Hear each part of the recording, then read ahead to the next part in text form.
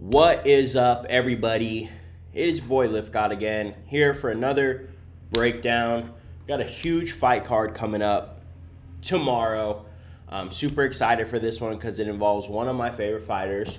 And then there's also a huge boxing fight, which these are one of the boxing fights that people did not mean to do that. Meant to do that. There we go. These are one of the fights that people always want from boxing, right? They're always asking from boxing, and boxing never gives.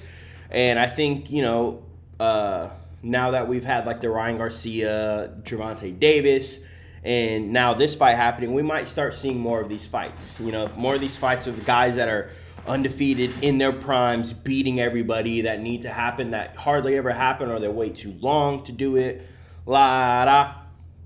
This one's happening. Spence versus Crawford. Amazing fight. It is a crazy fight. I'm super excited. For me, I'm a huge UFC guy. I do watch boxing. But I watched a lot of the big fights, so this is cool. Now we're doing the show. I'm going to obviously not have to. Not that it's like, forced upon me, but it's cool because then it'll make me get back more into boxing. When I was a kid, I always loved the boxing, and then when I first found, when I first watched UFC, because it was the first MMA sport, or I guess federation that I watched, because I think at the time, like, Pride was around and stuff, obviously. But UFC was the first one that I ever saw as a kid. So ever since then, my love for boxing was always still there, but I was like, I want to watch this MMA stuff. What the heck? They get to kick and, elbow and do takedowns and stuff. I wrestled in school, so I was like, yo, this is cool. But anyways, we have a huge card and a huge fight coming up. I couldn't be more excited. But first and foremost, let's go over last week's card, because that was a very exciting card in itself. It was the Tom Aspinall versus Marcin Tybura. I had Tom Aspinall, and I know you guys heard me say it. I know you remember clearly. I said Tom Aspinall is probably going to be your next heavyweight champ. He went in there and made it look so easy. Just so easy, right? I'm not tripping, right? It was, right? It was so fast. Michael Bisping's talking about how John Jones can't hold a candle to Tom Aspinall. I wouldn't say that, per se. I do think Tom Aspinall, because Jones is in a different weight class, he's fighting huge guys, and Tom Aspinall is young, he's explosive, he has good ground game, he has good striking. I do think he has a good chance. I don't think it's that John doesn't hold a candle to him. John is still the greatest fighter ever. He's one of the smartest fighters. I'm sure he could put together a plan to beat someone like Tom Aspinall 100%. But I don't take away that I do think that he could beat Jones. I don't think he does right now. I think Jones doesn't lose, again, and then he retires. I don't think he's ever going to fight Jones anyways. But, yeah. With that being said, Tom Aspinall beat the brakes off of Marcin Tybura, and it's what I expected. You know what I'm saying? Like I said, look at 13 strikes total, 4 thrown on Marcin. You just can't deny how good this guy is. He's so big. Marcin Tybura has been around, bro. He's been fighting a lot of people, or he has fought a lot of people. So it's not like he's some new guy that they're just giving him to feed. He is older, but he's still ranked in the top 10, right? So it's not like he's some chump. And, Tom Aspinall went in there and made him look like a chump. Low-key, high-key, mid-key. So I'm excited for Tom Aspinall. Who he fights next, I don't know. They were talking about, the winner or the loser of the Gane fight. But, so if Gane wins, he's probably going to fight next for the title. But, who? I don't know. He has such a big name now that I guess, he kind of deserves it. He's beat a lot of people, but it's just he did just lose. He lost to Francis in the title shot. He lost to Jones and so fast. And then if he wins this fight, he's probably getting another title shot. It's bro, I'd rather see Aspinall just fight for the title straight up. Even if the polar bear guy wins against Gane or whatever like that, I'd still rather see Tom. I know there's that Sergey guy, but still, I'd still rather see Tom Aspinall just because I think he's going to be the champ. I already think he's going to be the champ. I think he beats everybody in heavyweight aside from Jones, honestly, to be straight up with you. Even Gane, I think Tom Aspinall is a horrible matchup for Gane because of his explosiveness, how big he is. He's very light and quick on his feet as well, too. And his ground game. I mean, he's gonna go in there and out wrestle Gane 100%. Like there's no ifs, ands, or buts. So, whatever. We'll get on to the next fight. I think Tom Aspinall is the next champ. I said in the last one, and I'll say it again right here. No one beats him in the heavyweight division. I don't think so. I think if that Curtis Blades fight would have continued to go, we would have seen how good Tom Aspinall actually is. You know what I'm saying? So next, we had the Molly McCann versus Julia Storyanko. I mean, I thought Molly McCann was gonna win more on just like because of hype, right? It's in her backyard, But man, I mean, Julia, I guess I forgot she came up, right? Because she did have the whole pass out weight cut thing, and she looked literally like a whole nother person bigger than Molly, at least to me. I was like, oh my gosh, she looks so much bigger. And, that's me on my part because I didn't know that before. Like, I didn't even put two and two together. And so I was like, God damn, she's so much bigger than her. So, like, when that fight was, like, when it started happening, I knew this girl had a lot of arm bars. I knew her grappling was good. So I was like, oh, shit. Like, when they did the face-offs afterwards, I was like, fuck, maybe Molly isn't gonna win this fight. Who knows? But yeah, I mean, she got armbarred. Good win for Julia. I know she went up a weight class. This might be her weight class for her. Like she looked big, she looked strong. So she did it against a strong opponent. But what Molly McCann came out and said, and I do believe she should do, is that she's gonna drop down a weight class. Right? She looks so much smaller than Julia. Like. To me, it was almost crazy small. So if she can drop down to 115, perfect. She has really good boxing. She has good boxing, and and then she won't be fighting girls that are so much bigger than her. That's what she's doing at this 125. Like she fought Erin Blanchfield and stuff. They're big girls that have good grappling that are cutting down 225 because that's where they can make it. Obviously, Julia couldn't even really make 15 because she was like passing out at the weight cuts, right? So. I think Molly McCann should definitely try it. She's with the UFC. I'm sure they'll get her nutrition right, and they'll get her in a position to where she could make that weight and do well. She might do well. Who knows? Like, the grappling is something, as we know, if you've followed MMA for a long time, I think it's the one thing that you can't really catch up on if someone's well ahead of you. Like, if these people that have years and years and years and years of it, like, you can get good enough to maybe kind of stalemate some of it, but you're never going to get better, Like, it's like the perfect example, Khabib, right? You just won't be a better grappler than him. He's been doing it way too long at such a high level and has been so good at it. It doesn't matter. Like, he's just going to be better than you. So, we'll see. The Nathaniel Wood, Andre Fili fight, fun fight. I thought Fili won, personally. I thought Andre Fili was going to win. I thought he won. I don't know what else to say about that. It was a good fight, back and forth, but I thought he won. I know they gave it to Nathaniel. Maybe that's some at-home bias. Who knows? But yeah, I thought Fili won. I guess comment down below. Let me know what you think. But I don't know. When that fight finished, I was like, oh yeah, Fili got that one. Paul Craig versus Andre Muniz. Dude, Paul Craig finishing with a TKO, getting on top, doing his thing, man. He could be good at middleweight. You never know. His stand-up's still a little iffy for me, because middleweight, you're going to be fighting, you got Izzy, you got Duplessis, you got Whitaker. I mean, you got some strikers up in there. So, he's a big dude coming down from 205, but still, like, he talking about double champ and shit. I don't know. He has to show me a little bit more just because of the talent that's there, like the striking that you're going to have to go up against, Other than that, there were some fun fights. Farazim won unanimous decision. Leon Murphy won. That was another one too. David Grant versus Daniel Marcos. I thought David Grant won that fight. I know that was a big fight where a lot of people were really like, on, like, everybody was like, what the fuck? Because I'm pretty sure Davey Grant won that fight. I'm surprised even in his hometown. Not saying that that should even matter, because it shouldn't. Everything should be even, right?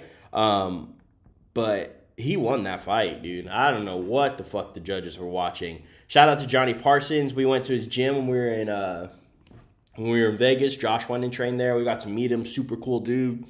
Nice little freaking KO win over Danny Roberts, who's a really good striker. Got the fight of the night as well, too. It was a cool, fun fight. Shout out to him. But yeah, man, that was a fun card, all in all. Super excited to see what's in the future for Tom Aspinall, honestly. Like, I'm so high on him because I do believe that he will win the championship and he will be the champion. I don't think anybody else beats him, and I think we're definitely going to see him as the champ. We'll just, we have to wait and see when it's going to happen, but I think it's going to happen, honestly. But other than that, let's get into tomorrow's fight. Tomorrow's fight for the BMF title. This title is like, it's cool. I understand it. When they first came out with it, I was like, who cares? Whatever. It's a cool belt. It didn't really mean anything. But from what these two guys that are fighting for it say, it makes sense, right? It was a 1 out of 1. I didn't even think they were going to do another one. But for them two's name to be, I guess, big enough, violent enough, badass enough, for their names to be chosen to be the next people to fight for it is a big honor for them, and it's a legacy fight. It really is. Like, there's not going to be that much people, right? There's champions, right? There's always going to be the champion. There's always a champion of a weight class, but there's not always a BMF, right? There's only been one, literally, and there's always been champions. So, not always, but, like in the old school freaking UFC days, right? It was just the whoever won the tournament, but still, like, this is fairly new. There's only been one, so this is number 2. But we got Dustin Poirier versus Justin Gaethje. This is why I know Justin Gaethje is going to win this fight. Might be wrong, but... So, they fought 5 years ago, right? My personal opinion, I thought Justin was doing very good. He was beating up Dustin's leg. I thought he might even have been winning the fight. Obviously, Dustin, I'm a big fan of Dustin. I always have been. I've never not liked Dustin. I think there's only been a couple times that I don't go for Dustin when he's fighting, and it was when he was fighting Justin Gaethje and Khabib, honestly. Or no, not Khabib, sorry, Max Holloway. Because Max is my number 1 favorite fighter, as I've said multiple times, weight class or not. But, I'm a big fan of him. I actually don't like this fight because I'm such a big fan of both of them. I don't want to see either of them lose because they're both doing so well. And it's like, bro, now somebody has to lose, and you guys are doing so good. You know what I'm saying? That's how I feel about this fight. But it's also an amazing fight. But they fought 5 years ago. That was still in the crazy brawl, I'm going to just go and take off everybody's head, Justin Gaethje era. I'm not saying he don't do that no more, because he would still knock a motherfucker's head off. But he is so technical now. He picks his shots. He's very good. His footwork is good. He knows how to shift into different areas, shift into different places to throw strikes. His leg kicks are the best leg kicks we've probably seen in MMA. I mean, there's been really good guys, and he has to be in the top because the position he throws him in, the position that he's in when he throws him, the places that he throws him, the distance that he's at when he throws him, he could be clinched with you. He can be far away and jump into it and land, just a normal range. It don't matter. He'll land his leg kicks, and supposedly they're the hardest leg kicks. And I've seen, people have talked about him having the most dense bones in the UFC. Like, they've done some tests. I could believe it. I'm a dense dude myself. I got very dense bones. I'm a very dense person. So it happens. Some people are just built like that. And I'm not surprised when people are saying that. He's a stocky dude. He has big shoulders. On the counterpart, Dustin Poirier has some of the best boxing, not in the lightweight, but in the UFC. He's southpaw. He's very good in managing distance. His left hand is a freaking piston. That's what he caught Justin with the first one in the first fight. He was able to finally time one of those leg kicks perfect and throw his left hand and rock Justin and finish it off. But I think we're fighting. Dustin said if he wants to come and try and fight me technical, it's gonna be a bad night for him. I don't agree with that. I don't. I think Justin Gaethje is very technical. I think people sleep on him and they still only remember these wars and stuff like that. And Justin still does get into that. But if he fights smart, like say like the Tony Ferguson fight, he is dangerous. He won the first round of Khabib fight, right? So we know the skill level that this guy possesses, right? I don't know. I'm just so excited for this. It's the crazy thing is, this fight is, I would say, 99% going to be a finish. Okay, so for me, that means Justin's going to finish Dustin Poirier. I can't choose a round. I don't know. It obviously has to be between 1 through 4, because if this goes through a decision, this is probably going to be one of the greatest fights of the year if it goes to decision, my personal opinion. I don't see how this fight goes decision just because these guys just literally cause damage, both of them. That's what they're known for. They go in there and they put a beating on people. So, man, I am super excited, but I do think we see Justin fight smarter, use those leg kicks, and I think we see him get a win within 4 rounds against Dustin Poirier, and then he's fighting for the title. We got Alex Pereira versus Jan Blachowicz, Polish Power. This is a hard fight for me because I'm a big Pereira fan. But man, like if I want to be smart, if I was betting money, my actual money that I can lose, I would have to put it on Jan. Just because like he kind of showed the blueprint to beat these kickboxer strikers, right? Or he did it to one guy, but he did it to the best guy in middleweight, right? Just wrestle him. Jan's a huge dude. Just freaking wrestle him. They can't wrestle as good as him. Their grappling's not as strong as him. They're not as strong as him. Just grapple him. So I think we see a very similar game plan with Pereira and Jan. Is it what I want? No. My thing is if Pereira can keep it standing, and he trains with Glover, man, and Glover beat Jan. Glover's a good guy, and I know Izzy took him down, right? And everybody uses that as the example, but I don't think he was not expecting Izzy to wrestle. I don't think that was ever an expectance. So I think it just caught him off guard. I think he knows that Jan's gonna wrestle, and he's training with Glover, who's a big, especially now that he's retired. He's a big ass dude, bro. When they're standing next to him, I'm like, fuck, dude, Glover's huge. So I think his wrestling's gonna be there. I just think like I said, if I had to put my house on it, I would probably put Jan just in case, because if that happens, that's gonna be most likely how he wins. But every fight starts standing up, and I do think. If Pereira catches Jan, he's going to sleep. He had one touch power at middleweight, and he was cutting so much weight. Now he's cutting not as much weight at a higher weight class, so he's going to be stronger. And I was watching videos of him hitting mitts. He still looks fast as shit. So I mean, I know I keep saying I'd put in my house, but my pick that I'm going to choose, because I don't have to bet my house on it. I don't even have a house to bet on it. I'm not going to put money on it. I think Pereira is going to finish Jan in the first round. I think we're going to see a left hook or a cross connect. And I think it's going to be a shocking thing for Jan because, he took Izzy's punches and was like, oh, they weren't that hard.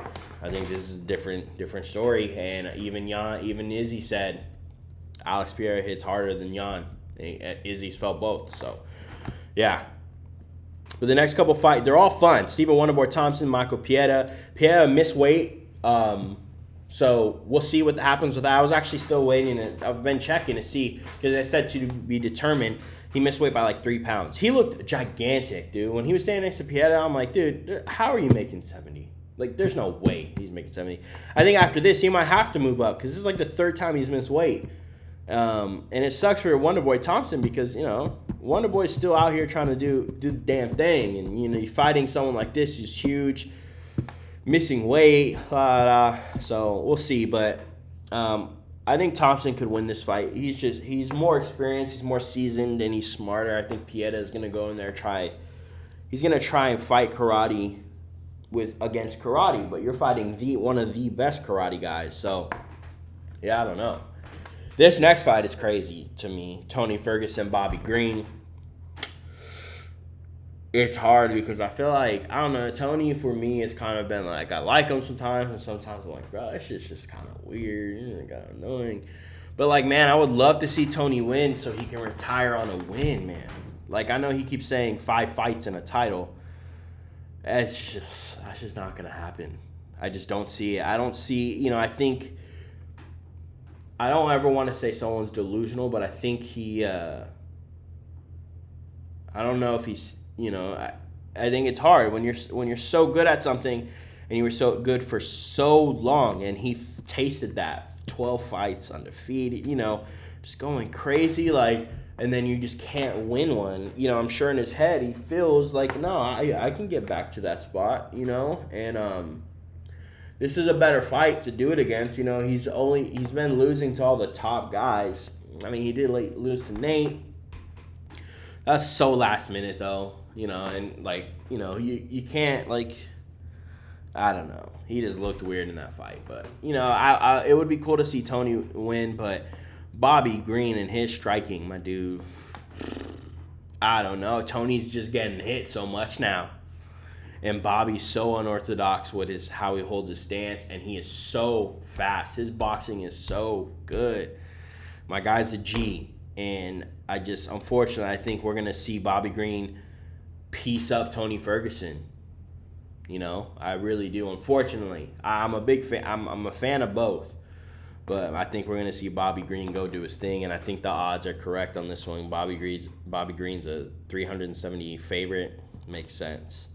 Then you got Michael Chiesa versus Kevin Holland. That fight's gonna be interesting, just because like it's really gonna have to see if Michael Chiesa can still do his work on the ground, right? I mean, his striking is not gonna be anywhere near Kevin Holland's. I don't think.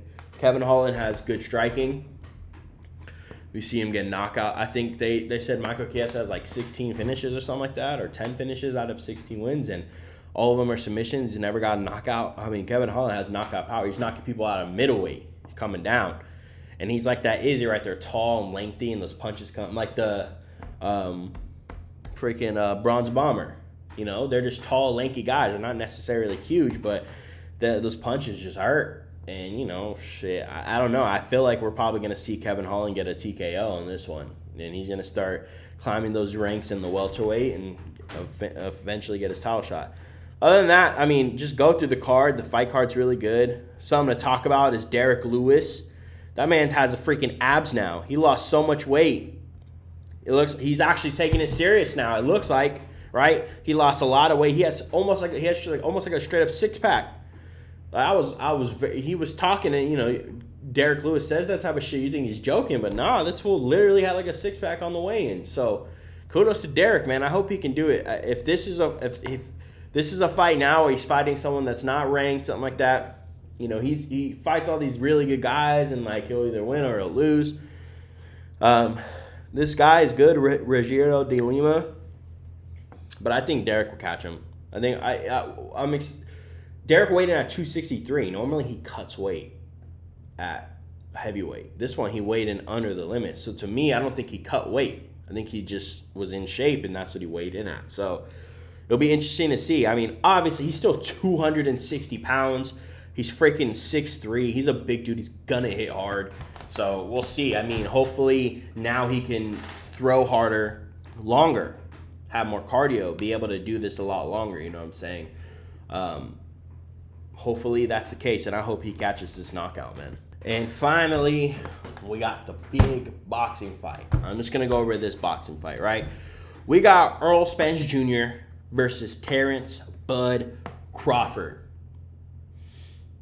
This is why I think Errol Spence Jr. is going to win this fight. Both of these guys obviously are amazing. Some of the best boxers. This is a fight that we've been wanting for a long time. It hasn't come to fruition. Now it's here. It's finally happening. And now we get to see two of the best in their primes fight. We got to kind of see that with Ryan Garcia and Gervonta Davis. Now we're seeing it with these guys. For me, the reason why I lean more on Errol Spence is going through their fights and rewatching. For me personally, I think Errol Spence is so dangerous when people get like this. When they come together like this, he's super dangerous. He knows how to strike when they're in that phone booth area. For me, I think he's one of the best at it. Throwing body shots, just continuing to cause damage. A lot of his fights, he backs those people up into the ropes, and he's just landing, right? One of the best at it. Plus, he's just an amazing striker, right? He's one of the best boxers out there. It's crazy because he actually does have a shorter reach, even though he's a little taller than him, than Bud. But for me personally, I think that's going to be the big catalyst in this because Terrence Crawford is, for me, I think he's more of the power puncher. He likes to come forward. He likes to come in and throw these bombs, land these bombs, right? He's really good. These fights are hard because they're both so good everywhere, right? But for me, like I said, these are those little things, right? I feel like Errol Spencer is good in that pocket, and I feel like Terrence Crawford likes to come forward. And what happens with that, right? Someone's coming forward, he's going straight into the pocket. And I think that will almost feed into Errol Spence Jr.'s strengths. And I think we're going to see that a lot. It's so hard for me to say that one of these guys are going to get finished just because they're so good. I mean, they both finish so much people. And, it's a really hard fight to choose. But I do feel, because of how Terrence Crawford comes forward, Errol Spence Jr.'s strength in the pocket, close fighting, putting people against the ropes, landing those body shots, those long combinations, I think that's going to be a big key in this fight, especially if it goes to decision, because I feel like those positions will happen a lot, and I feel like Errol Spence is going to land more in those positions, and that's probably going to get him a decision on the card. But yeah, I mean, what an amazing fight against two prime boxers. Bud Crawford, 39-0, 30 knockouts. Errol Spence, 28-0, 22 knockouts. It is such an amazing fight. I couldn't be more excited for it. I haven't been really excited to watch boxing in a long time. Aside from the Gervonta Davis and Ryan Garcia, even though I thought Tank was going to win that fight anyways, I thought it was pretty solid that he was going to win. It was still very exciting to try to, sit there and watch. But this fight right here, two prime guys going at it. I couldn't be more hyped on this fight. But yeah, man. So please comment down below who you think's gonna win in both fights, the UFC fight and in the boxing fight. Obviously, I'm an MMA guy, so the freaking Justin Gaethje, Dustin Poirier fight. I mean, how can you not want to watch that fight? I'm going to a concert tomorrow. I'm going to be at a festival tomorrow, hardcore festival. I'm going to be staying in the back on my phone watching these fights. That's how excited I am for that UFC fight. I'll enjoy some live music and look at my phone. Music, phone. That's what I'm going to be doing. I don't know. But I'm so hyped for this fight card, man. This boxing fight, everything's so good. I couldn't be more excited, man. But please like, comment, subscribe. Tell me who you think's going to win. Tell me why I'm wrong. Tell me why you're right. But other than that, we'll see you next week for the next one.